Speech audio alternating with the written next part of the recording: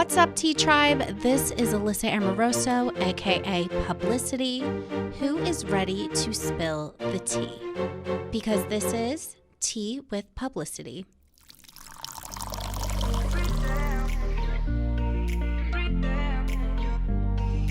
Hello, everybody. Welcome back to a Tea with Publicity. I am your host, Alyssa Amoroso. I am sitting here on this fine Monday. This episode will go up tomorrow with Mackenzie, my producer. What's going on? Nothing much. So today's going to be a cool episode because I have Mackenzie here with me. I'm having an interview with Blake Hortsmann from The Bachelor. And then I'm having one of my coworkers, his name is Rudy, join me for the Ask Alyssa segment.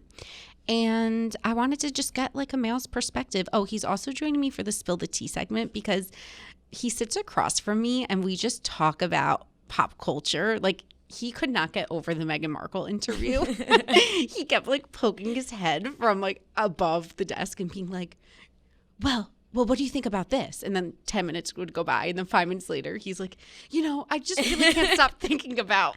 I love when men do that. Like they get so excited about things you wouldn't think they were excited about. Yeah. And he was just asking me a question about Blue Ivy, Beyonce's daughter. And I was like, could we save this for the podcast? Could you please come on? And he doesn't know this, but he's like one of my only work friends because he sits across from me. So he's just the only person I talk to all day. So he'll be joining me for that. I also think it's going to be funny to get a guy's perspective. I think for the Ask Alyssa segment moving forward, I'm going to try to kind of bring people on, kind of like what I did with Kelly Keegs. And this time I'm bringing Rudy. I think it's cool to get more than just one person's perspective because obviously my opinion isn't like the end all be all. But anyway, if you are here because of Blake, amazing. I hope you stick around because I have a lot of Bachelor stuff that I want to talk about. And normally I would put this into my Spill the Tea segment. But since Rudy doesn't watch The Bachelor, I figured I'll just talk about it in the upfront because it kind of does go hand in hand with like the Blake stuff. Mm-hmm. So first of all, Blake's really cool because he just talks about mental health. And I think there's like a lot of stigma around men not talking about mental health, but I did want to talk about the fact that The Bachelor has 2 new hosts for next season. Mm-hmm. Do you watch The Bachelor? Yes, Mackenzie? yeah, I love it. Okay, so you know. So they announced that Tayshia and Caitlin will be hosting the next season of The Bachelor, which I think is filming this upcoming week. My initial thought, I agree it would have been probably like a little weird if Chris Harrison came back so soon because of everything that happened. So I'm totally fine with like new host. Mm-hmm. My only thing is like, I feel like why couldn't you have just picked one person? Yeah. 2 feels like a weird dynamic to me. Yeah. I was a little confused when they were like, oh, it's both of them. Yeah, I'm very excited that it's both of them. But I like big fans of both of them. Think they're both incredible women. Mm-hmm. I'm confused over the dynamic more so. Like, and Chris at the end this is the final rose, or when he's even the limo entrances when he's introducing people, picturing 2 people doing that, I can't work out the dynamic in my head. Right, like how will they switch off every other episode, or like are they both just gonna stand there, or maybe they just want to do like a whole new format, like maybe just like completely like start a new thing. That's kind of what I'm thinking. And also, what I'm confused about as well is I feel like they keep saying, oh, we're just here to be mentors. They're not saying that they're hosting. And I think that's probably strategic because I'm sure it's coming from the higher ups not wanting to say that Chris is completely fired because they do want to phase him back in, right, is my guess. Yeah, but it's weird because like they almost aren't celebrating the fact that they got this cool opportunity because it's at the expense of their friend Chris. Yeah, it is kind of a weird situation, right? I feel like, yeah. And then there's another rumor that it's going to be a Bachelorette season, Bachelor in Paradise, and then another Bachelorette season. So I'm also kind of confused why they're just skipping The Bachelor. Right. Yeah, that's kind of weird. I actually didn't hear that. I didn't know that. Yeah, and I'm wondering if it's because there's more success with the Bachelorettes, like their pickers aren't as off, and the show probably is like, we just need engagements at this point. Yeah, or I feel like maybe even too with all the drama this season, they're like, all right, let's phase out all the bully mean girls. True, like and just the bring women. in guys. I feel like guys are just entertainment because they're like, bro, what's up? Like, trying to like be funny, I guess. I don't know. Wait, that's an interesting theory too. There's not as much drama, I guess, when it's the Bachelorette season, maybe. No, that's a good theory because I was thinking because of the women, a lot more of them end in engagements, and the show's probably like, these men are so bad at picking. Right, yeah, that's so true. Women are so much more intuitive. It never works out. And then another thing that I heard was that someone DM'd me being like, JoJo's hosting Paradise, and I think I'm going to debunk that because I saw she's in Costa Rica. She's hosting a dating show. It is not Bachelor in Paradise. They're not currently filming for Bachelor in Paradise.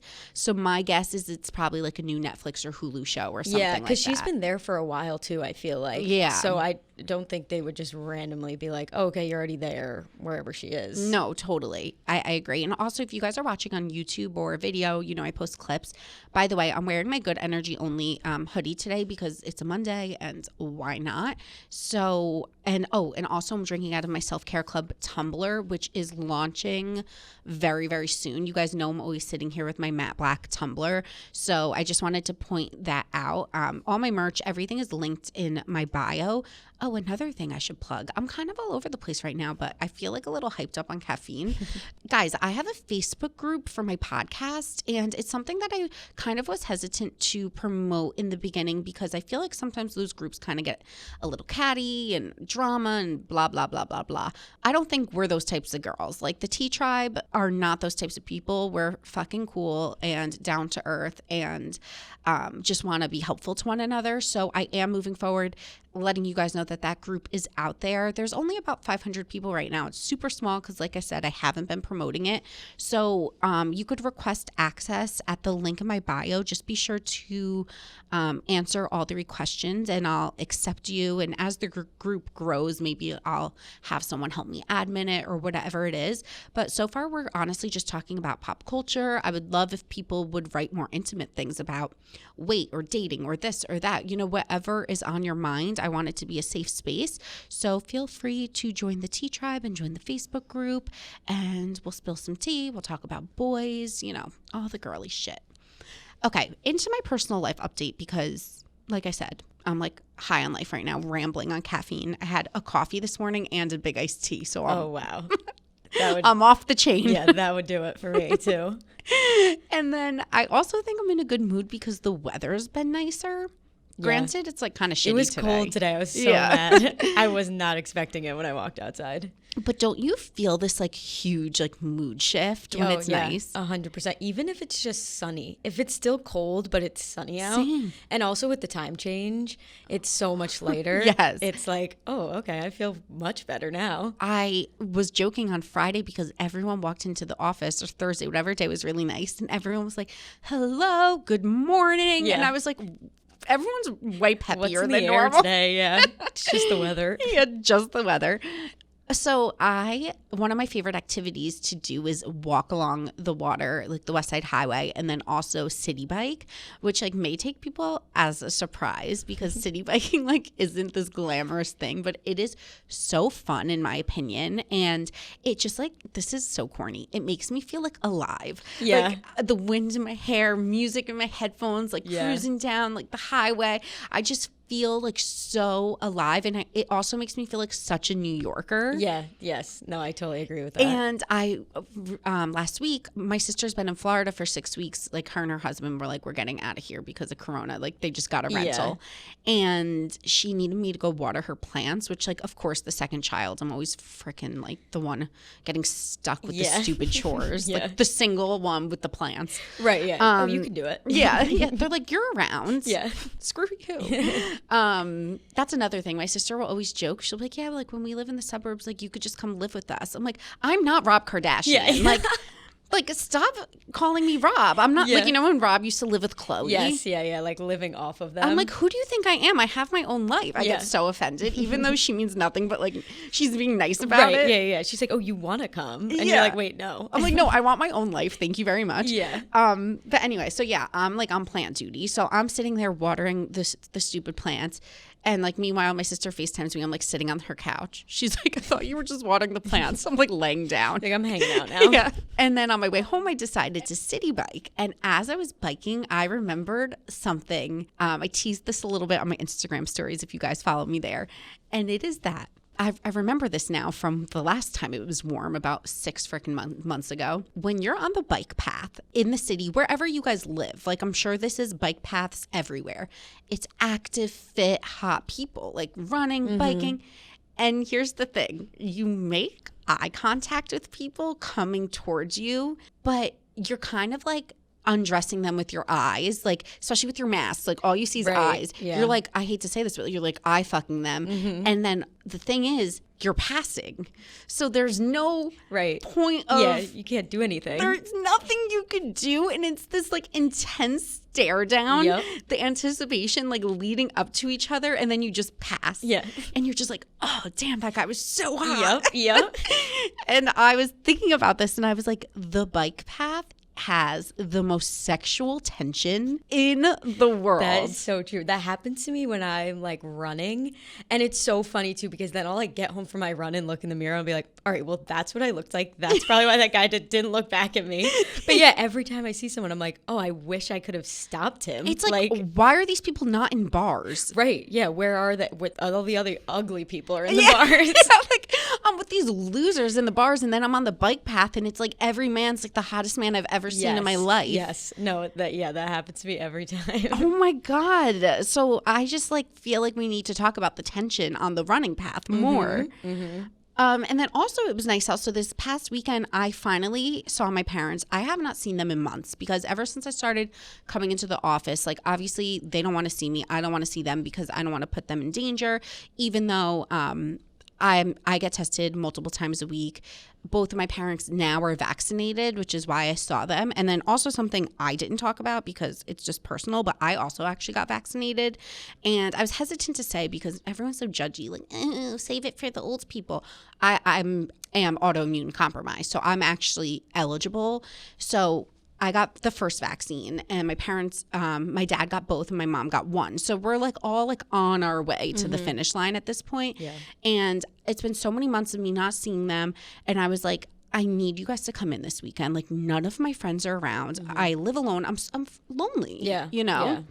So my parents came in this weekend, which was super nice, and we had the best time. Like I told them to meet me at my apartment. We walked to Brookfield's place. We got brunch outside at La District, this like really pretty restaurant on the water, and then we just like kept walking. I took them all along the city, and I was like, do you guys want to go get a drink? And they were like, yeah. So we stopped, and the thing with Corona, which like these rules don't make sense. In New York City, you can't drink without eating. Yeah, it's but we so had annoying. Just ate, so we were like, the last thing I wanted to do was like eat. I was so full, so we just like ordered French fries, so we were able to drink. Yeah, that's the go-to. Yeah, just like the $7 fries, the cheapest thing. And my mom, oh my God, guys, I have to have her on the podcast because she's such a character. Like the OG T-Tribe members know because she came on my old podcast a few times. Oh my God, that's amazing. Yeah, she's like insane. So my mom was like, I'm going to get a toasted almond, which is like a drink that she used to get in the 70s that like no one even knows. Never heard of that. Yeah, no one knows. It's like amaretto, Bailey's, and like cream. Like it's something like creamy and liqueur. Yeah. So the guy was like, well, we don't have cream, but we have Irish cream. So she's like, that's fine. So we're all just thinking Irish cream is like milk. Yeah. Not realizing Irish cream is liquor. So basically she got like a Long Island iced tea because it was just all three liquors. Oh my gosh. Not like any. No cream or any non-alcoholic drink. Like no club soda. So she just ends up getting all three liquor in her drink, and then he brings it out and she's like, wow, this is strong. She's like, can you bring me some more of the Irish cream? Oh my God. So he brings her a shot. Yeah, he brings her literally a shot of more liquor. Right. And she pours it in and she's like, whatever. Oh my gosh. And my mom doesn't drink. Like, she's really not a big drinker. Yeah. So after one drink, she's wasted. Me and my dad have tears crying down our face because she's been so like anti-touching anyone. She's been so careful with Corona. Yeah. And this is why they say, like, don't drink because you lose like all of your inhibitions. Yeah, done. Yeah. Oh, she's like hugging me, kissing my arm. I'm like, Mom, stop. She's like, I miss you so much. And then she gets a second one. Oh my gosh. And now by the second one, her mask is on the floor. I'm like, Mom, pick up your freaking mask. Right. We just had we literally, the three of us were laughing until we cried. That's so funny. And it's funny because we're so Italian too. We were saying people at like restaurants and stuff, they don't get our humor. So, we'll be like, I'm going to kill you. Yeah, We're like, shut up. And the waiter's like, do they even like each other? The waiter's like, someone's going to pull a knife. Yeah. Because we're just screaming, Right. like so loud, FaceTiming my sister, like screaming. Yeah. Oh my Everyone's gosh. looking at us. I was like, this is so embarrassing, but so fun. Yeah. So I had such a good weekend. So if you guys haven't seen your family, like, do it from a distance, wear a mask, like, just get drunk, honestly. Yeah. It really takes the edge off. It really does. I know. My parents are like my best friends, I always say. I'm like, Right? yeah, I love hanging out with them. It's so cute. It like made me realize how much I really, really miss them. Yeah. Okay. And then one more thing before we get into the interview with Blake. So I said something on my Instagram story about like having really big boobs. I did a Q&A and someone asked me like, is there any clothes that you feel like you can't wear? And I was like, yeah, anything in the summer that's backless or strappy, because when you have huge ass titties, Yeah. I hate that word. Like, it's hard to wear certain things. Yeah. So I recently got some bras from Savage X Fenty, and they are so comfortable. So I actually ended up ordering like an assortment because, you know, the big boobed girl in me wants the comfort, but then I also wanted something like kind of sexy or, you know, like hot. So I wound up getting this really cute one with like these little flowers, and it's see-through. But the one that I've been wearing every single day is the Savage X cotton jersey bralette. I'm actually wearing it right now in case anyone's interested. And it's super comfortable. I like all of their bras that I ordered because the straps are fully adjustable, and that's my hardest like issue with a bra, because my like boobs are really high on my chest. That sounds weird, but they are. They're not like low. I never have enough room with the straps. So anyway, if you guys are interested, I have a landing page on their website. So you just need to go to savagex.com/publicity. Publicity is obviously spelt the way of the pod. If you get tripped up, you could just reference back.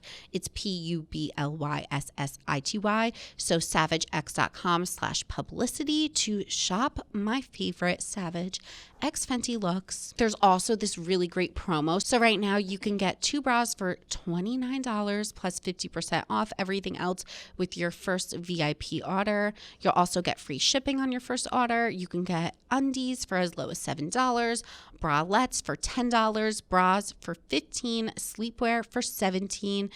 It's honestly the best deal for such high quality stuff. I personally love this brand, and I like that they're super size inclusive.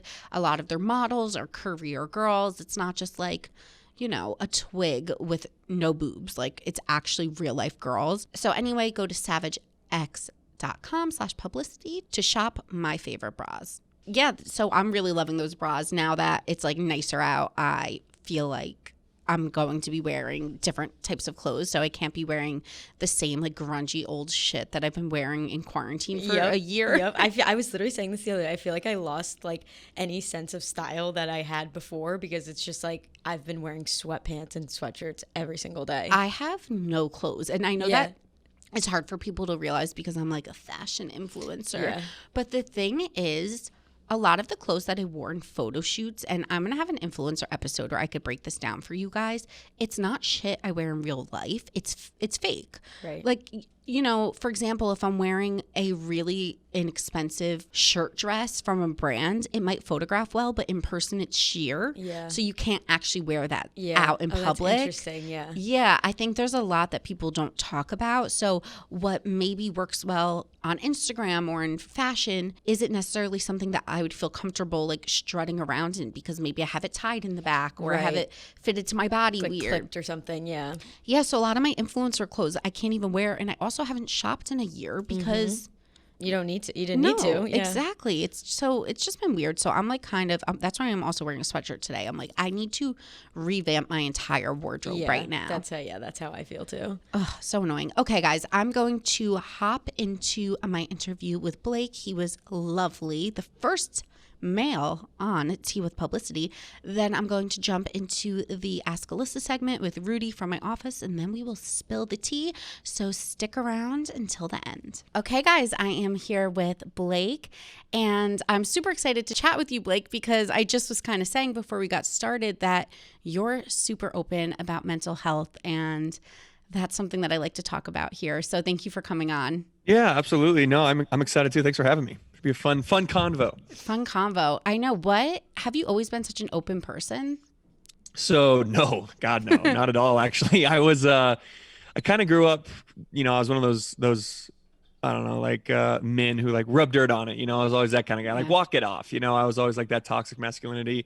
And really, honestly, the show, The Bachelorette, is what kind of took that, vulnerability out of me. It kind of pried it out of me, if you will. And now I can't go back. Now, like once I've been vulnerable once, and like now that the valves are open and there's no turning back. So the floodgates are open for sure. No, that makes sense, because I feel like once you start being vulnerable, you don't know how to kind of reel it back in. Oh, totally. I'm the same way. I'm like an open book at this point. Yeah, me too. I remember my friends, I came home from the show and, for 3 months, I was on there for 3 months roughly, and just spilling my guts, spilling my heart out to like the producers, cameras. And I get home, and I like want to have like serious convos with my friends. They're like, dude, stop. Knock it off. Like, fucking quit it. Like, this is weird. They're like, so we're trying to watch sports and you keep talking about your deepest, darkest emotions. Like, can we just watch the game, please? That's exactly what it was like. I'm like, sorry, I'm a new man now, you guys. You guys gonna have to change with me. Yeah. That's really funny. I feel like that's the one really good thing that comes out of this show.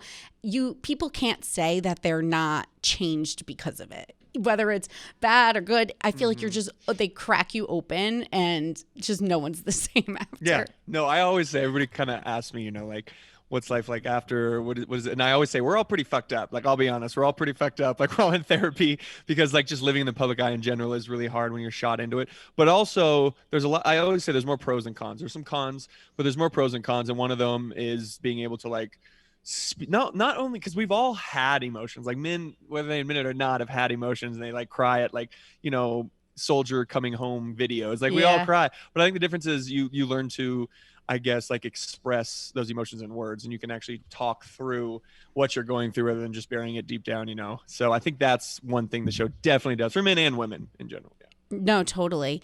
And you're pretty vocal about your experience with kind of the way that you were portrayed on TV. And again, portrayed, you did some things, whether you did it all or didn't, you still were portrayed a certain way on television. You got like the villain edit, we'll call it, in Bachelor in Paradise. And you've been pretty outspoken about that. I feel like everyone in Bachelor Nation, the second their contract's up, they like rip it up and they're like, all right, let's spill the tea. Let's like tell you actually, it's like, here's what actually happened. So it's funny for me because I've been watching the show for a while, and I'm always like, how do the viewers at home not realize the way things are getting manipulated or edited? To me, it's so obvious, because if you've watched the show for a while, or if you even listen to interviews or podcasts, like you kind of start to learn throughout the years, oh, okay, things are manipulated a little. But it always shocks me how many people actually don't realize that. They do just tune in every week, and they don't maybe look at social media. Maybe they're older or whatever it may be. So there's so much to get into. But for you, how was it feeling like super misrepresented? Yeah, and I think you kind of hit it on the head there a little bit. I guess a lot of, like, actually, I think I saw somebody break it down the other day as far as like the viewers and the age. Half of the viewership, I think it was over 50%, is 55 and up. So they don't necessarily get on social media. They don't necessarily listen to podcasts. Yeah. But luckily now a lot of people, like you just said, a lot of people are coming out and speaking on their edit. And you know, there's still a lot of people I can't wait to hear from.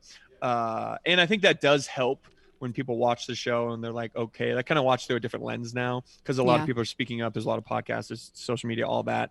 But yeah, it's incredibly difficult. I mean, I was shocked with how, as well as you, like you said, I was shocked with how many people took exactly what they're watching and thought it was just 100% real, the things I was saying, you know. And I always say, when people ask me, like, is the show real? I always say, what you're seeing, like, if I'm crying, I'm crying. If I'm laughing, I'm laughing. You know, if I'm scared, I'm scared. Like, though I'm not an actor, you know, those are real emotions. But the difference is they might be editing it so I'm laughing at something else, or I'm crying at something else. So that's where the editing, it's really, most of the editing comes post-show. And so that's what I always say, like, you might see me crying, but I might be crying about something completely different than what they're showing me crying about, you know? And so I think people are starting to understand that. I think we're moving in the right direction, that people understand now that this is very much, you know, an edited reality television show. But yeah, I mean, it was incredibly difficult for me when I watched those first, because I saw those first 2 episodes of Paradise early. I saw them like Saturday and they were airing Monday, Tuesday. I lost it. Like, I was just like, no way. I was like, I'm burning this mother down. I was like, if you guys want to edit me like this, like, they took words out of my mouth that I would say about Hannah G and made it so I said about Tayshia. They had me running away from Kaylin when I was just running to go to the bathroom. I was actually pacing to go to the bathroom, and they made it seem like I was pacing because Kaylin was there. Yeah, it was incredibly frustrating. I think it was 11 times I saw it where I was edited words in my mouth those first like 3 to 4 episodes. So yeah, it was incredibly frustrating, and you feel helpless. You feel so helpless. They have all of the power. And so it was really, really hard. Those first like 4 episodes are incredibly difficult for me. It's crazy. And there's something I've been thinking about a lot, and I haven't vocalized it. So this is my first time articulating it. So I hope I say it right. But I've been thinking a lot lately about why the show just like isn't fun to watch anymore. And it's obviously because it's been so heavy with all of these, like, even with the race stuff, but then also the drama with the girls. Like, it's just been heavy, period, like every topic. And I've been thinking, like, it's just not fun. But then I watch like my favorite, like Temptation Island or Love Island, and it's so fun.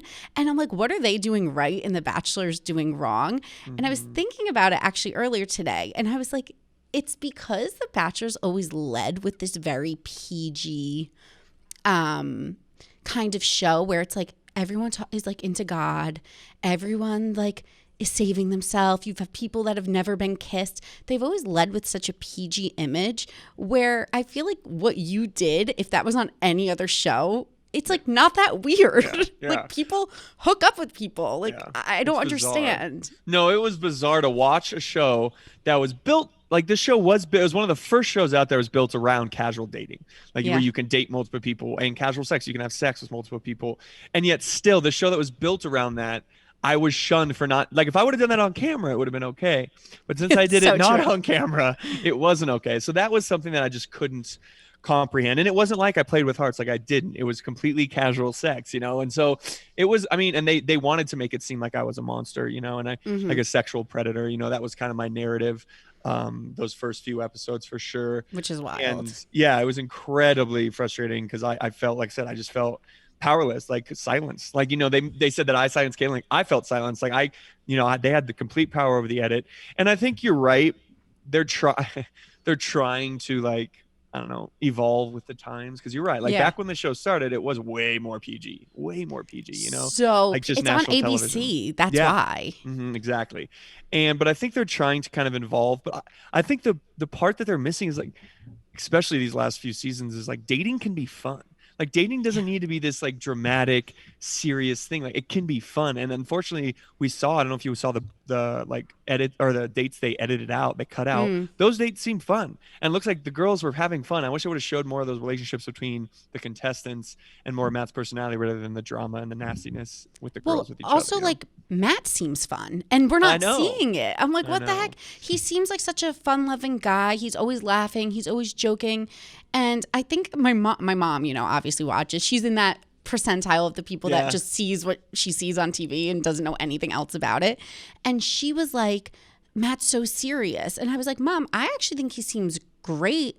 I'm like, they're just showing the serious stuff because it's either drama or heavy conversation. They don't show any fun. I think it's just getting too heavy, and they need to kind of just get back to like the root of it being fun.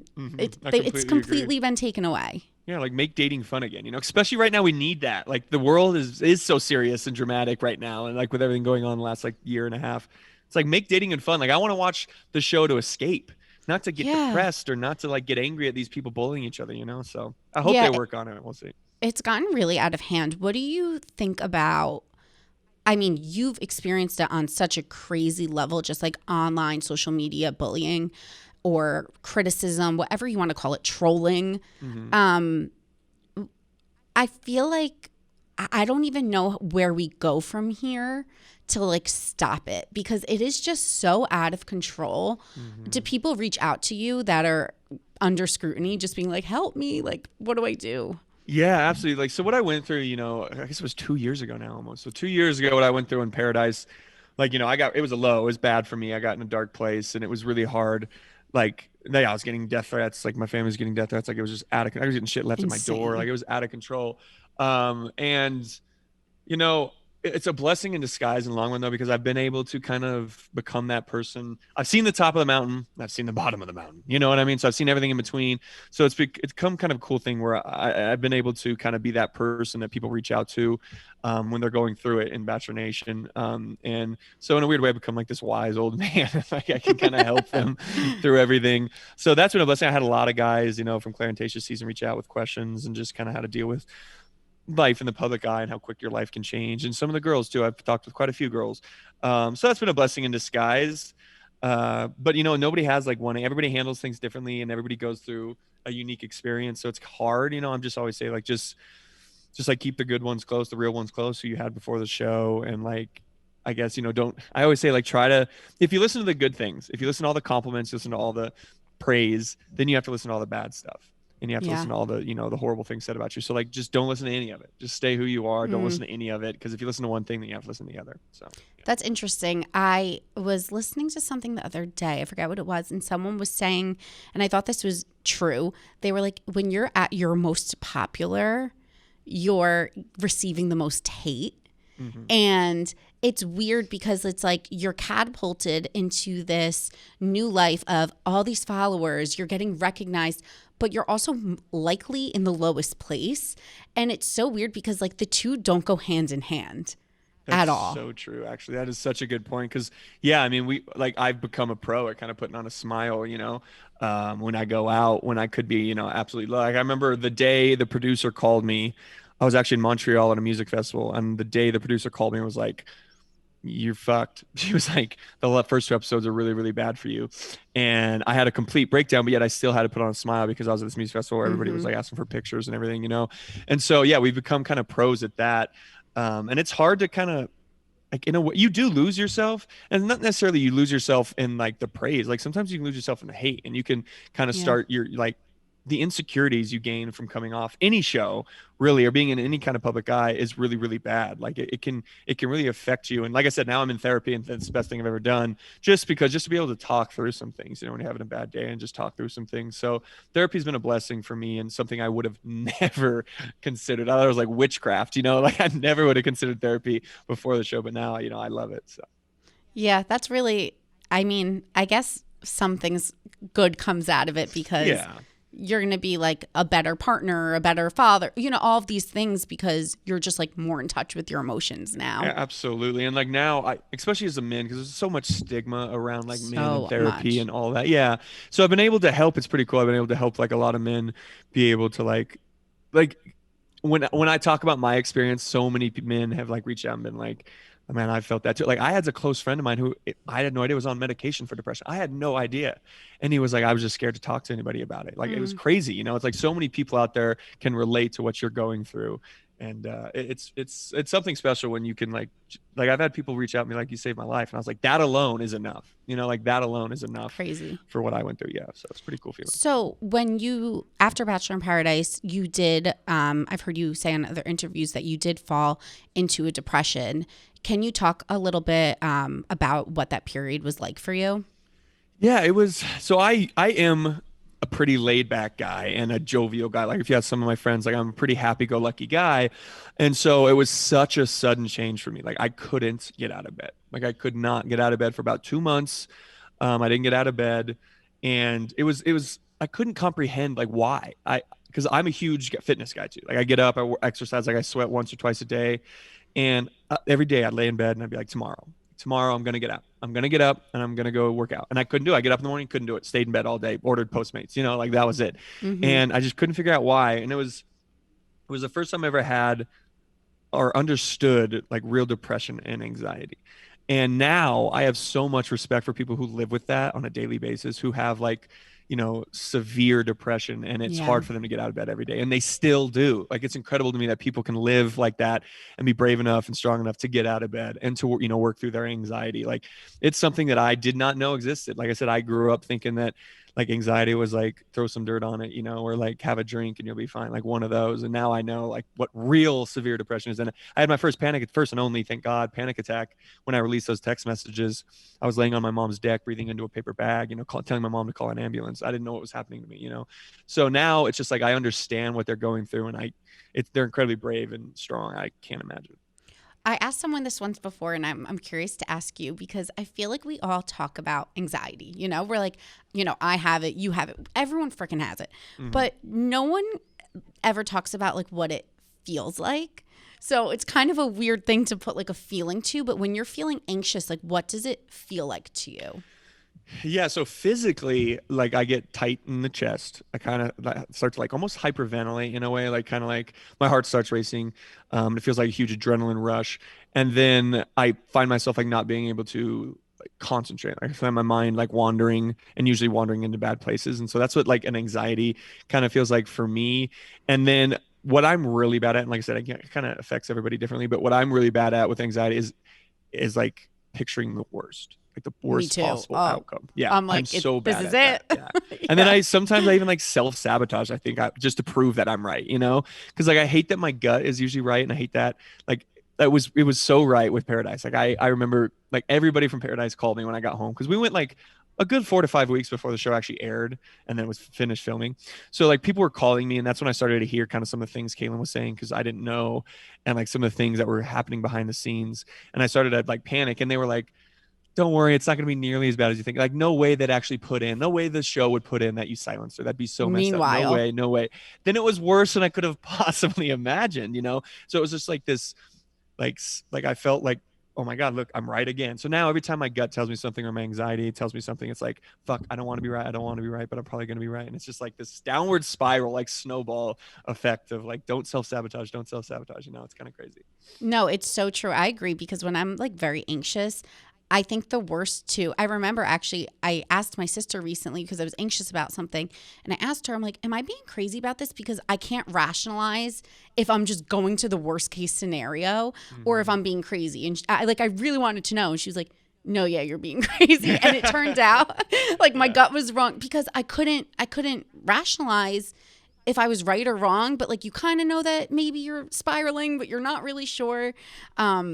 Yeah, so that's interesting. And I think it's great for you to talk about it, because like you said, a lot of men don't talk about this. And you've also kind of taken on this like leadership role. I feel like it's like you and Ben Higgins. You're like the go-to now. Yeah, it's so funny. I agree, because Ben actually helped me a ton. I'll never forget when I was at my lowest, and like kind of what happened with you know, with Paradise and everything, like those first few episodes, he called me and he was like, I want you to know something. He's like, when you were at the top of the mountain, you were like the golden boy, you know, in Bachelor Nation. He's like, nobody could really relate to that. But he's like, now that you've hit rock bottom, he's like, everybody can relate to that. He's like, everybody hits a rock bottom. It just doesn't matter. You know, some people are deeper, like some people's rock bottom is deeper than others, but everybody's hit that rock bottom. And so everybody can relate to that. Nobody's hit that top of that mountain, but he's like, everybody can relate to what you're going through right now. And he's like, you've never been more relatable. And I was like, damn, that's so true. And he's like, you can use that. And so that's what I kind of opened up, and I was like, you know, I'm going to talk about my experience. I'm going to talk about all that, because people can relate to it. No, totally. And you know what's funny? I was just thinking as you were talking, like you guys are kind of like the last of, I don't know how to say this, but like the people that are very public. I feel like the last few seasons, because of the pandemic, they've kind of been chipped. Like they didn't go on Paradise, right? It's so weird. There's no like new person to pave the way. No, it's super weird. And I think, I don't know what it all has to do with the pandemic world, but like even the following count is like way down compared to like past seasons. So I don't know. I don't know what it is.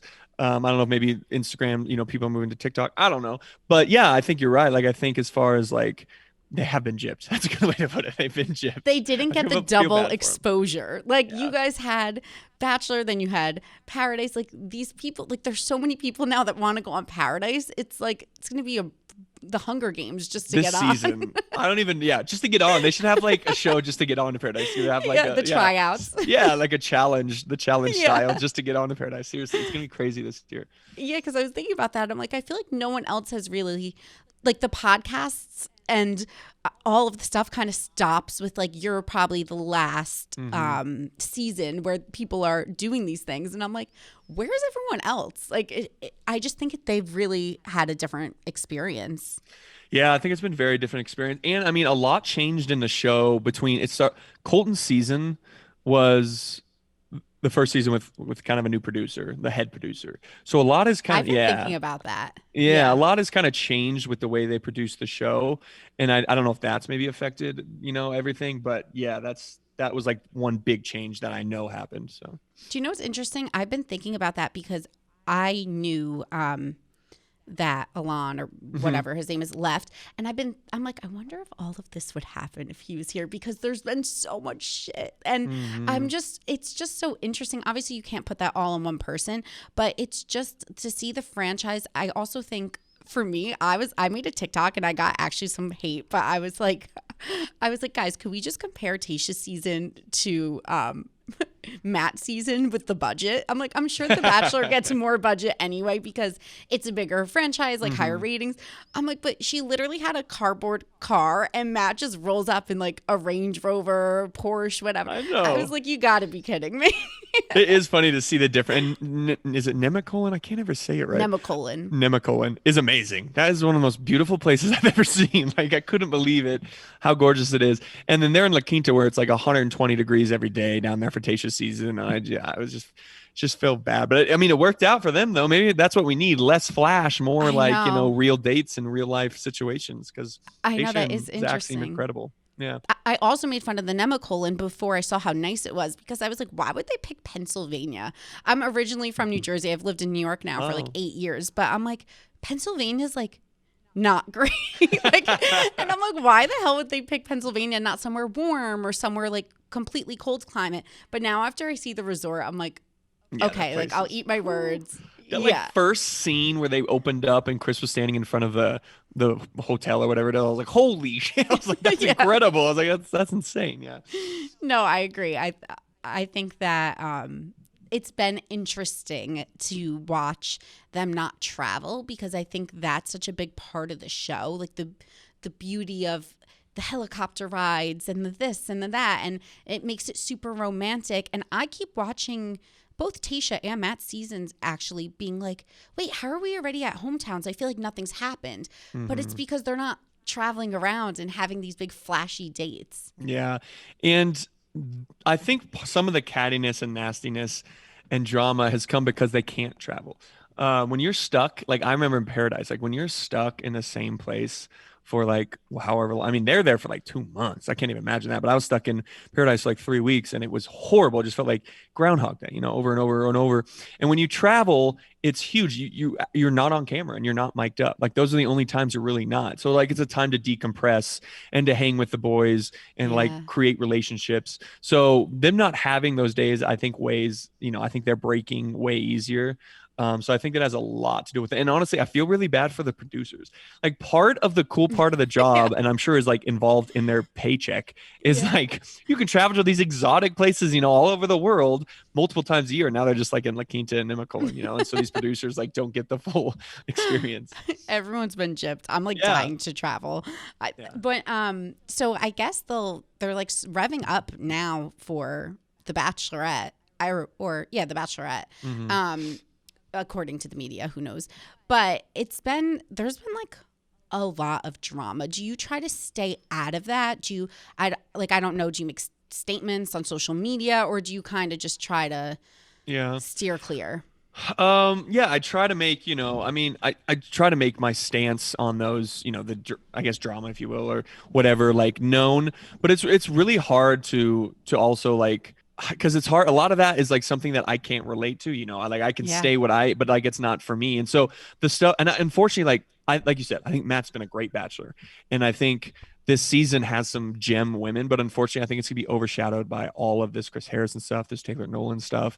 I think it's gonna be overshadowed by that, and people are gonna remember the season for that and Mm. the Rachel stuff, rather than like the women in Matt, and that's hard to see, and I feel bad for the group of girls in Matt as well. I feel really bad for Matt because Yeah. like, oh, you sign up for this thing, you're hopeful, and it's like his entire season has been so controversial. And considering he was a first time television Yeah. contestant, period, he did a great job. And I just feel like he really just got a shitty end of the stick. Like, 100%. And I think he's handled it really well, like I do. And everybody knew kind of like first Black Batch, like it wasn't going to be easy, but God, I did not think it'd be this hard. I did No. not think all of these things would happen. It's literally like the worst possible outcome for him. The lead or like, Rachel and like your host, like it's just, and the drama that comes with that.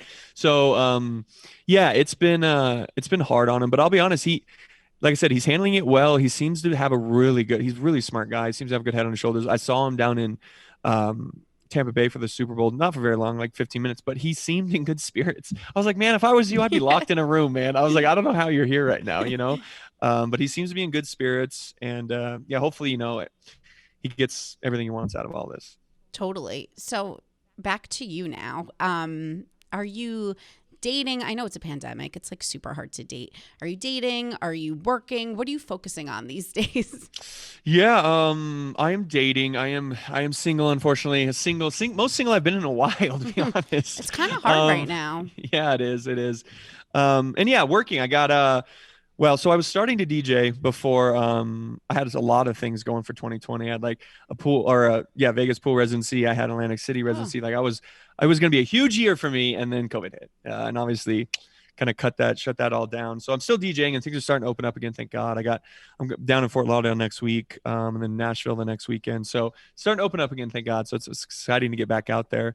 And then, I started a podcast during quarantine, kind of switched gears a little bit. It's called Behind the Rose Podcast, and it's kind of like a reality television show meets country music and everything in between. And we do a lot of mental health discussions, but we have like all kinds of Bachelor people, Big Brother, Love Is Blind, all those kinds of people on there. And then we also have every week we have a musician on there, and it's so interesting. I love talking about musicians because I love their story, and then I love talking about mental health of musicians because I think a lot of people don't understand like life on the road and how much that can affect, the way, I guess, with your family, how you affect your family and how it can affect the pressure and stresses that come with life on the road and all the pressures that musicians have. So it's pretty cool to see the stories of like reality television stars and then musicians and see how they can kind of like overlap. And I think you can take a lot from it on how to deal with stress, anxiety, and all that kind of stuff. So it's been fun. It's been a lot of fun. Yeah. I made a lot of cool relationships and met a lot of like some of my favorite musicians and stuff. So it's pretty cool. That's really cool. It's funny though, also having these conversations with people as you do too. I've just learned, I'm like, okay, so basically any person, myself included, that signs up for life in like the public eye just signs up for a life of anxiety. Amen. Like, and yes, Right. That's exactly exponentially worse anxiety. Exponentially. Like, and I didn't know what I was getting myself into. Like, I did not know. Oh man, if somebody would have slapped me in the face and been like, do you seriously want to do this? I always joke about this, but I just turned 30. When I was like 23, I applied for The Bachelor. Oh, really? And I got called back, and it was Juan Pablo's season. Oh, wow. That's how long ago this was. This was so many years ago. So I just graduated college, and I ghosted them. I didn't show up because I was like, I'm not going to go date someone with a kid. Like, I can't fake that. Like, I'll be fake on TV. So then the next season, they called me back in for Chris Soul's season, and I ghosted them again. Oh, my gosh. I don't know why. Yeah, why? I just wasn't, I can't be fake. And like, I didn't like those guys. Like maybe if it was someone that I was interested in, but I didn't want to just go on TV and it would have been so obvious. You know what I mean? So, but either way, obviously there's such a long process, but point being, I say now, I'm like, thank God, because I was too young then to be on TV, because I would have made so many mistakes. I would have said the wrong thing. I'm a completely different person now than I was then, just in terms of like being mature and like realizing my emotional like stability. I'm like, I would have been a wreck. Oh, so I don't know how these like young people do it, because it's honestly tough. You don't know yourself yet. Yeah, I don't either. Like, especially like these women, they are super. I mean, Kit was 21. We've had like a bunch of 23-year-old. I think Hannah was the lead at like 24, 25. Yeah. Like, it's crazy to me, because I was a completely different person than I am now. And yeah, the mistakes I would have made, and some of the mistakes I see some of these women making, I'm like, oh, you know, like you wouldn't just do like that in 5 years. Yeah. It's like, you know, the cattiness, the bullying, even the like Caitlyn thing, what happened with us in Paradise, like, I think if she would have looked back, she was 23. She turned 24 on the beach. She was 23 when she said all those things and did all those things. And like, that's how a normal 23-year-old would probably act. Now, do I think it's cool to like act that way on national television? No. But a 27-year-old Caitlyn wouldn't have acted that way, you know? So it's like hard, exactly. You know, it's hard to be like I still think you can hold people accountable, but also understand that like that environment is super hard. The age of these people, the manipulation and lying going on by producers, like the whole thing is just, it's a mess. It's a mess. It's such a mess. How old were you when you went on the show? You were like late 20s, right? I turned 29 on the show. Okay, so you're older too. But that's my point. I'm like, me then, and who's to say it would have ever even worked out, but I just think about how young I was, and I was like, I was so not prepared for any of that.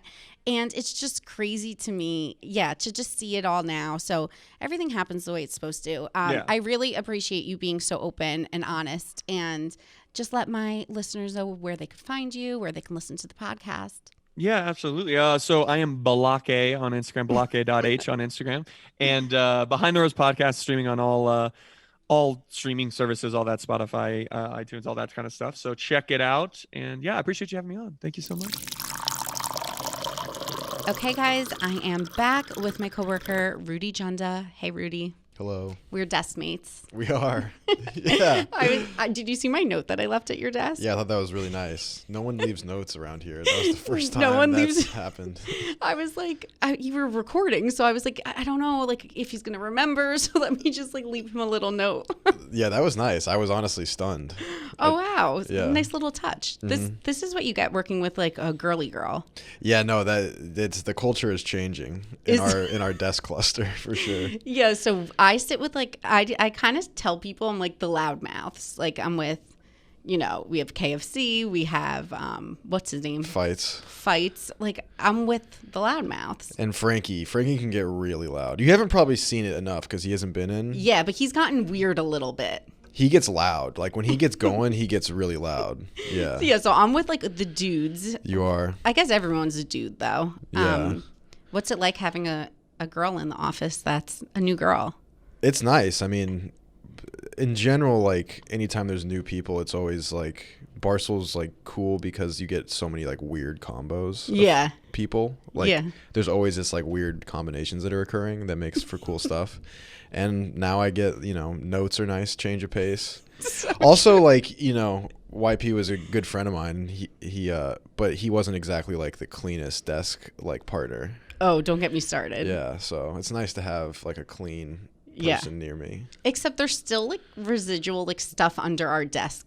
Because guys, we sit across from each other. There's like a natural barrier. There's like a shoe, like a baseball bat, football. Yeah, we need to figure that out. There was bubble wrap down there for almost like 6 months that I would like slowly pop with my feet, and it was like one of my favorite things. But yeah, there's like a natural debris wall. Yeah. So I kind of just like moved in. They cleaned out the section that I sit in, but I'm still like surrounded by junk. The top layer is fine. The top layer has been cleaned. But to my left. But to the below, like if you go subterranean, it's a calamity. I need to do another Instagram story because I do this thing working with guys, and the people really eat it up. Yeah. No, it's a fuck show over there. Oh yeah. Like in terms of like the amount of like random stupid objects that are just thrown everywhere. Yeah, like I've never vocalize this out loud, but there's this kid in the office, his name's Jeff, and he has like figurines at his desk. Oh, Jeff's desk is something to behold. I actually used to fuck with Jeff. I actually have never told anybody. I don't speak of this either. So No. I used to do this thing. I haven't done it in so long. I actually forgot I used to do it. So Jeff like you said, has these like crazy figurines at his desk because he's like he's a huge nerd. Like Jeff's a monster nerd, but he's a great guy. And he has like a million, as you've seen, like figurines, like Thanos, like all the Marvel characters, Avengers. Guys, I'm talking like 100 at his desk. Yeah. And so when I was at the office long time ago, I used to take his like all of his Thanoses, and I would like arrange like a massive like orgy where like Thanos would be like eating out like Thor's ass, and I would just leave it there, and then like I would just leave it over the weekend, and then I honestly maybe told Frankie I was doing it, but I never told anybody, and he still doesn't know that I did that. Well, my like second week here, I was at my desk, my old desk before I sat by you, and I just like had this image in my head of like, I'm like, picture getting fired and then being like, you need to clean off your desk. It'll take him 2 years. And I just had this image of him with like a small box, like trying to put all these like figurines into a box, and I like was in a laughing fit at my desk just like picturing this, and I was like, all right, like you need to stop. But yeah, it's very interesting to say the least. Okay, so it's like the Room in 40-Year-Old Virgin. Yes, that's actually a great comparison. Yeah. I need to put up a picture of it, but I like wasn't sure if I should like blast his private desk. He's proud of it. Like he's very like Jeff. The thing you gotta know about Jeff is that he's very proud of his setup. Like he does it that way because it makes him happy. He enjoys it. I love that. So like I don't think he'd be offended by that. It's something it is shocking to see. It's shocking. There's like gold fists. And they're arranged in such like a perfect like way. They're in like an amphitheater, like they're on like levels. And that's the thing that's funny is that like he's the main character. Like he has all these characters, but he is the most important one because they're all like, imagine working and having so many eyes, 70 eyes like staring at you of action figures. I need to post a picture of and this. They're all like and he's got his keyboard perfectly set up. He's like God. And then he's got like his little dog Mimosa that comes in. Mimosa's tight. Yeah, so like fair, like enough to say that I am in a different element these days. Yeah. But I do the segment Ask Alyssa, and I want you to help me answer some advice from a guy's perspective. I'll do what I can. Okay, so here's the first question. How do you stay focused on your own relationship when everyone else around you is taking the next step in life? I'm 26 and all my friends are getting married. It's so great to see them find their forever person. I've been dating this guy for over a year now, and we've become very close, probably the most years I've ever been with him. I'm not sure. That didn't make sense. And it's starting to put me in the mood for a ring, and seeing my friends all getting married as well is also putting her in the mood. I know that we are probably not ready for marriage yet, but I find myself getting in the mood and getting sassy with my boyfriend for not getting me a ring yet. He got me a promise ring, which has kept me pretty happy, but how do you stay focused on your own relationship when everyone else around you is taking the next step in life? Do I go first? Yeah, go. Well, my opinion on this, I mean, like this sounds like the Sex and the City like mentality. I've been watching Sex and the City lately.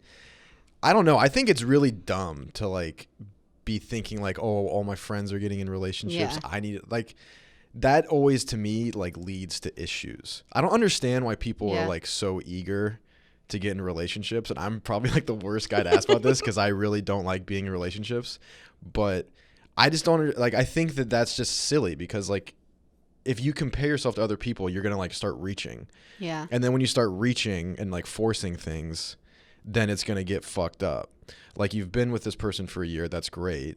But I don't like, there's like humans live for a long time.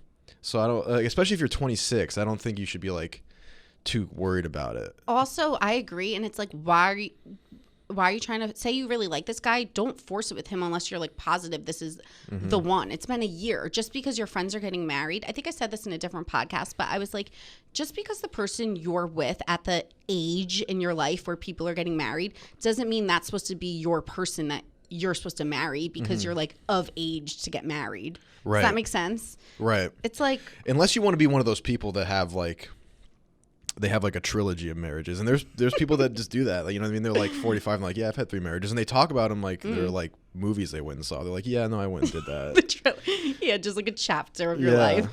Yeah, I think stop putting the pressure on. Yeah. You have a promise ring. It's been a year. I mean, what does that promise ring mean? I promise to be engaged cool soon. Like, I promise that I'm gonna be a cool dude. Have you ever given someone a promise ring? Fuck no. No, I've never given anyone a promise ring. I'm not trying to belittle the promise ring game. Yeah. Respect, the utmost respect to the promise ring king, this guy. I think I received one.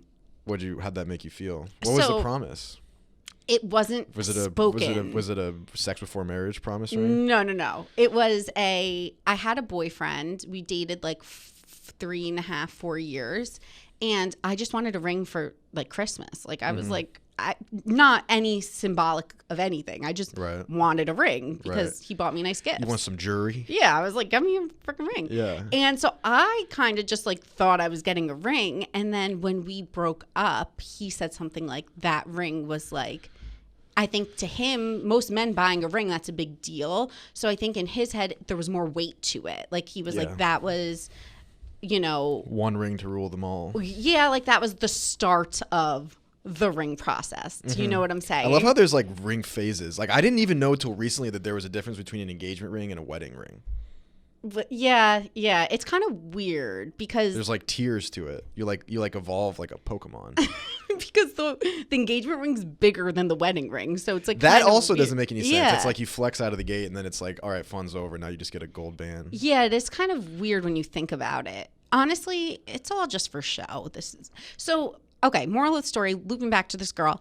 I mean, don't put so much pressure on it. It's a year. Just because your friends are getting married. I said this to my sister at that age. She was like freaking out at the time. Like, oh, my friends are getting married. I'm like, Jackie, half of them are going to break up with the people, but before they even, like, they're going to call off the engagement. Yeah. And it's true. Like, years down the road, now she's like 33 and some of her friends are still single. It's like people go through so many phases of relationships. You can't just always be on the same page as everyone. Yeah. And unfortunately, if you become the person that is like being like wicked hardo on trying to get a certain particular outcome, then you inevitably sort of push that away. And I think that's how you become that like career single chick where you're like, I need like a marriage, and then it makes it way harder. So I would just, the pressure. I would, especially if you're 26, I would just chill. No, totally. Yeah. Okay, next one. And I think you're good for this because you have good style. As I'm heading into my late 20s, I've been finding it harder and harder to develop my own personal style that's mature while also trying to keep up with the trends that seem to be constantly changing. Sorry guys, sometimes these don't make sense. I'm past the point that my goal while going out is to look as hot as possible, and I want to start developing a look that I know I could stay true to. What are your tips on finding a style that works for you as much as you move from college bars to wine bars? Ooh. I think this is interesting because I think as women, we do go through that stage where we want to dress hot when you go to a bar because you want to get picked up on. But then you also kind of enter that point of your life where you're like, I'm dressing for me. So as someone that wears chokers, what do you think? That was not intentional. That's bullshit. That was not intended to be a choker. That's fucked up. I bought a necklace off the internet. The website may or may not have been TikTok. And it may or may not have ended up being a women's choker. I thought it was going to be a little looser. He couldn't like fit it around his neck. It may have been neck. Pearls too. Whatever. It's being returned. Wait, this is a girl, right? This is a girl, yeah. Thank you, first of all, for saying I have nice style. That's really sweet. That's nice of you. I don't know. I mean, like, I'm a sucker. If you're trying to get a guy's attention, I'm like a huge sucker for, I'm like a fish. Like, bright colors are always like kind of what get me going. But I think that like, on a girl or on yourself? On a girl. Okay. Like I'm always just like, oh my God, like neon is great. But like, wow. Yeah, no, but that's like Neanderthal, like peasant brain thinking. Cause it's like bright color go. But I think that like in general, the best fashion advice that like I've heard from other people is that like you shouldn't be so focused on trends, which I know a ton of people say, and it's like, what does that mean? Like, oh yeah, like if I wasn't focused on trends, then what would I do? But I think that people should be like much more focused on like shapes. Like the shape of a items is what makes them look good. It's not necessarily the item. Like I bought things that I thought were really, really cool, and they were cool on other people. Yeah. But then once I wore them myself, it didn't like fit my shape of my body. I see what you're saying. Like so much of it goes into like how the clothes literally fits on your physical body. So like your shape, I think, is like much more important than even like what it is. Because I bought so many like cool items that I'm like, oh, this is so cool. Like I'm gonna look so sick. and then it just like it looks like I picked it up off someone else. So like I would say like know your like shape. Yeah, that's actually really good advice. Yeah, know your shape. And I agree. And it's not always about what's like in trends. It's like picking up the things that you know are classics, like a classic like black blazer, a pair of jeans that fit really well, and then you kind of like build around that with things that are trendy. Yeah, that's like I would agree with that because like once you get older, you do realize that like you evolve into the next tier, which is like having like pieces. Yes. That like you know are gonna last a long time. Whereas like when you're younger, you get like a lot of like dumb bullshit, like chokers off TikTok. That are like super stupid purchases that are very, very like in the moment. But like once you get like a little older and like a little bit more confident, you're like, oh, I should get this because I know it'll last like 15 100%. years and it'll still look cool in 15 years. Totally. Yeah. And you do thrifting, right? I do it. Yeah, I really like thrifting, but I have a friend who's really into it, so he kind of is like my person. So I don't do it myself. Yeah, because I've been more so into thrifting. I personally like basic clothes and then buy like sick accessories. So if you want to play around with your style, like you can go buy like a cool like vintage Fenty bag for like $300, or like just buy like sick different things that elevate a pair of jeans, a black shirt, a turtleneck. Yeah. To kind of like dress it up, make it cool. Yeah. No, thrifting is super cool. You're like I'm kind of jealous because like girls can get cool thrift like bags. Like there's no like bag version of guy stuff. You need like a fanny pack. Would you ever wear the fanny pack? No, I would wear the like I've had those bags that go over your shoulder. Yeah, that's how they wear them. And that's another one that like it looks really cool on other people, but when it was on me, it just looked really weird. Because it's kind of like we were talking about this a little bit before. It's like what I wear like when I'm out shopping with my friends like isn't necessarily what I'm going to wear in an office, because what I think makes an outfit look really cool is like layers, like a coat, a this, a that, a hat. But I'm not going to like sit at my desk in 10 different layers. You know what I mean? It's weird. There's a pretty hard and fast like sweatpants policy around here. Everyone wears sweatpants. Yeah. Everyone. Okay, cool. Next question and final question, and then we'll spill the tea. Let's go. This one I'm really interested in, and I actually kind of have a friend who's going through this, and I've been through this. So what is the point of slow fading a girl from a guy's point of view? So when you're like talking to someone and then you just like fade them out. Oh, man. Slow fading someone, man. I think that a lot of it has to do, it's kind of fucked up to do for sure. Yeah, but we all do it. Everyone does it. Like everyone does it, and I think even like the most well-intentioned people do it, and I've for sure done it to people. I think it's just because either you're too big of a pussy just to like say how you feel, or the relationship isn't serious enough where it constitutes like just completely like spiking someone. Yeah. So it's a little bit easier for both parties to just was it? Slow fade. I've never heard that. That's what she called it. I've heard that. Never heard that before. That's interesting. But yeah, you sort of just like, I think it's just like, it's too uncomfortable to be like, yo, I'm like not feeling this anymore. Yeah. And it's just much easier to like, just ignore them periodically. And it sucks because the other person gets confused, but eventually if they have like any kind of emotional intelligence, will get the hint. And that's sort of the hope. And I guess like the intention being is that it's not worth like shattering someone's confidence, because I guess like if you're someone who is doing this, you're worried about either like having a difficult conversation, or B, you're worried about like just being so mean to someone that they like have their confidence ruined. And that's sort of dumb because you're assuming how someone else is going to feel. You have no idea, and you're also sort of doing a disservice to them by wasting their time. Having said that, I'll probably continue to slow fade people. I was just going to say I've never because as you're saying this, I'm like, I've never had a guy tell me he's not interested in me, like verbally. Yeah. Like we only date or we slow fade. Right. Like I've never ever received a text being like, "Hey, I had a really nice time last night, but you're just not for me." I've never had that once in my life.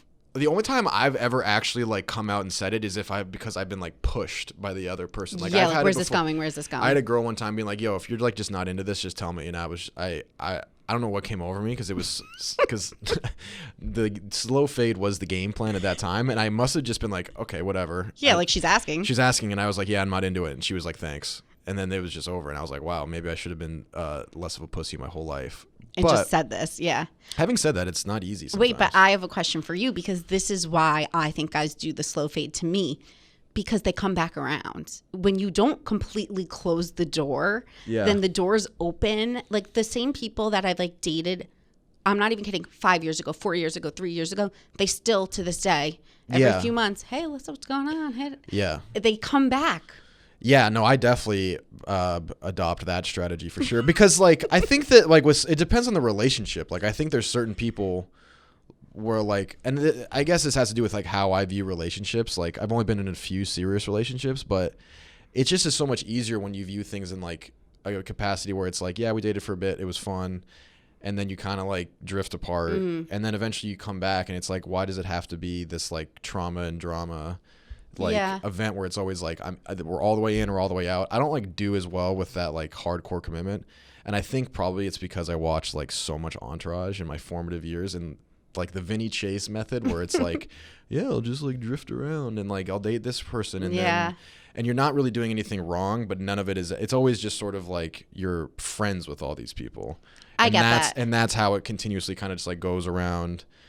And I feel the same way, because the people that like we like mutually have slow faded, I love this new term, I feel like they're friends at this point. I'm like, oh, my dude, like so and so. Right. Like you just kind of feel like you're connected to them, but you're not like romantically connected anymore necessarily. So it is a weird dynamic where it's like the door's open, but it's like not, but you could also hang out and be fine. And the funny thing is, I think that like at a certain point you can do that for a little bit, like maybe like 1 or 2 times. Yeah. And then I've had it where like you reconnect after a while of not being together, and then you're like, this is dumb. Yeah, like this ended for a reason. There's nothing it's like, here. This is stupid. And it's I like, totally this is feel so that. stupid. And then that kind of and then you just slow fade again. But sometimes a slow fade turns into an eternal fade, and it's gone forever. Yeah, I'm big on... It's like throwing a boomerang. I'm big on like, I'm kind of savage in the sense like, so I had this guy... Okay, oh my God, I've never said this. So I've had this guy, I call him Tripod. Does he have a huge dick? For obvious reasons. He's got a long dick. And he's really short.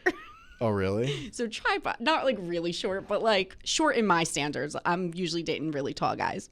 So the last time I ever probably even went on a date or hooked up with this guy was probably like 5 years ago. I'm not even kidding. Holy shit. He just keeps coming back around. Like, just every few months. He's like Haley's Comet. He's just like, hey, like, how's it? Texting me last week, actually. Hey, like, how's it going at Barstool? What's going on? Yeah. And the thing is with a slow fade like this is I'm so savage towards him, because I'm like, I don't see you. Like, so he'll say something to me. He'll be like, hey, like, we should want to come over and watch a movie. And I'll be like, no, you could take me out on a date and like set a date and time. Like, I'm so like hardcore back, because I'm like, I have nothing to lose. Yeah. Because it's kind of just like funny at this point. Right. So sometimes when people are like that to me, then I'm just so upfront. Because I'm like, well, if you have the balls to like keep asking me to come over when I haven't seen you in 3 years, then I'm gonna have the balls to be like, how does he wine and dine me. How does he respond to that? How does Tripod take he'll that? be like, yeah, you're right. Like, yeah, okay, we'll go on a date, but then he'll never set a time. Yeah. So then I'm like, fuck you. Yeah, he's just trying to fuck. Yeah. So then I'll be like, all right, yeah, sure. And then he'll ask me again, and then I'll be like, yeah, like I don't. Not really into that. I'm not just going to come over. You like send him a pamphlet for the botanical gardens. Like, oh, that's crazy. This just opened. Yeah. No, now his new thing is he's like, let's go to Carbone. I'm like, because now he knows he needs to like wine and dine me. Yeah. That's funny. But like, I feel like when people are in that slow fade, and you kind of get more ballsy over time, because you're like, I could just like fuck with you because we're not even... I'm not emotionally invested. Right. Whereas if you're seeing someone, you're trying to be on your best behavior. You know what I mean? Yeah. So are you you think he's gonna step up ever? No, nothing's ever gonna come of this. Do you know, like, if we were supposed to date, we would have dated. Right. I feel. But what happens if he's like Carbone Friday 7? He's never set a time or day. He'll always ask me on a date, but he never actually. You should hit him with a pull up then. Yeah, I'm like, actually, but I don't care. You know what I mean? Like, I'm just kind of like, sorry, he's probably listening, but I'll just be like, I think it's attractive when a guy's assertive. Yeah, I mean, like, who doesn't want to be? You obviously don't want to be with someone who like doesn't have follow through. Yeah, it's even if it's like a short term thing, like if people, you can sense when someone's not into you, and so like that's sort of like the ultimate it's just test. Like, yeah. It's like either you're taking me to Carbone or you're not. Yeah, I don't know. It's just like be what a is man. it, tripod? No, because exactly. It's attractive when a guy's like, Wednesday night, let's go here, versus like, I don't know. Oh man, I mean, there's so many times where like, and I think guys know it too. Like I know it too. Like sometimes it's like, okay, like I should probably do something like thoughtful, and then you're like, oh, I was like, hey, like what are you doing this weekend? You wanna like come over and like ordering I have Hulu, and we could do that and like watch TikToks, and you're just like in the back of your head you're like, that's just not a good enough effort. If it was a girl that you wanted to put in the effort for, would you make more of an effort? Yeah, and I think a lot of it too is that people just became so lazy because of the pandemic. Yeah. And we couldn't go out, really. We couldn't. You also couldn't really do anything. Yeah. So it's just like, yeah, no. Guys in general need to put in more effort, I would say, myself included. But I think also as the girl, you have to lay down the groundwork. Like, yeah, I mean, I think it's cool when girls are like, yeah, you need to put in more work, and then it's like, okay, we got ourselves a war here. Because also, I think, at least for me, I always lead with, I'm like, I want a guy to think that I'm respectable and not some like pushover. Right. So I am like, meet my standards. Yeah. Do you think that's a bad way to be? No, not at all. Because if it was a girl I was really into and she said that, I'd be like, okay, well, I'm gonna step it up. Yeah. Vice versa, though, I think that it's great when girls are like, this is just my opinion, I love it when girls are assertive and they're like, hey, let's do this weekend. Yeah. Like we're doing this. No, true. I love that. And I'm not scared to like be assertive back because I'm just like a kind of decisive person. Mm-hmm. It's more just like when a guy, like what Tripod's doing, where you just like, you keep saying something but you're never following through. It's like, that's just like lame. Totally. It's like, it's a very unsexy quality. No, and that's why I just fuck with him back. Yeah. He's always like, you're always messing with me. Because I'll just be like so savage. I'll just be like rude. You deserve a tripod. I'm like, you're not taking me serious. Yeah. So I'm not going to take you serious. All right, guys, this is going to be a long podcast. Okay, we're going to spill the tea now. Cool. Blue Ivy, you mentioned to me, and I did a little Googling, and she did, in fact, win a Grammy. She did. One of the youngest people ever to win a Grammy. How is she not the youngest? It says one because there was like another kid that was like 7 that like sang a track on a song a million years ago. So Beyonce like won a Grammy for Brown Skin Girl. It's a music video for a song that was part of the Lion King album. Oh, I didn't know that. Yeah. Google's telling me this. Okay. And she sings like a little like line on the end of the track, and she won a Grammy. Like she gets the award, the concrete award. Thoughts? My initial thought was that like I kind of just felt this is so mean, but like I felt bad for her because I was like, what does Blue Ivy do from here? Like you're 7 fucking years old and you have a Grammy. Because your mom is like one of the best artists of all time, and so she just like she brings you to the studio and you sing, and she's probably a very talented singer herself, I had to guess, and she just has a Grammy, and so now it's like so many people are so motivated by like attaining a certain goal, and then you don't even know like what's going on when you're 7. Like, you have no fucking idea what's going on. And, like, imagine being 7 years old and having a fucking Grammy. And, like, the weight of what a Grammy is, like, what do you even... The thing that sucks, too, is that off rip, people are just going to hate her. Out of jealousy. You think? Yeah, because people are going to be like, yeah, I won a Grammy at 7. And there's going to be, like, some person who, like, learned to, like, from Poland who learned to play piano by themselves and, like, had to, like, emigrate to the United States and then, like, work their ass off and then, like, finally got a Grammy when they were, like, 47. And it's like, yeah, Blue Ivy's like, yeah, I did that when I was 7. Yeah, she's like, and I hardly even sang. And I don't even remember it. I never even watched the movie. I think it was in The Lion King. It's, like, such a preposterous, like, hilariously high goal to achieve at such a young age. It's just one of those things where it's like you literally got a Grammy for being someone's kid, like a famous person's kid. You know, it's like what a hand. They're like like Jay-Z and Beyonce are like the Jeff Bezos of like entertainment. Yeah, like, they're running up the score so high. It's like almost like comical. Like how much money they make, how many Grammys they get. Their kids are getting Grammys. Yeah. Like, it's crazy. It's so insane. I gotta watch it because I didn't see it. I gotta see it. I mean, good for her, but yeah, no, I mean, like if I saw her, I'd dap her up. I'd be like, nice job, Blue. Yeah, like you Blue get Ivy. You're my boy Blue. You're my boy Blue.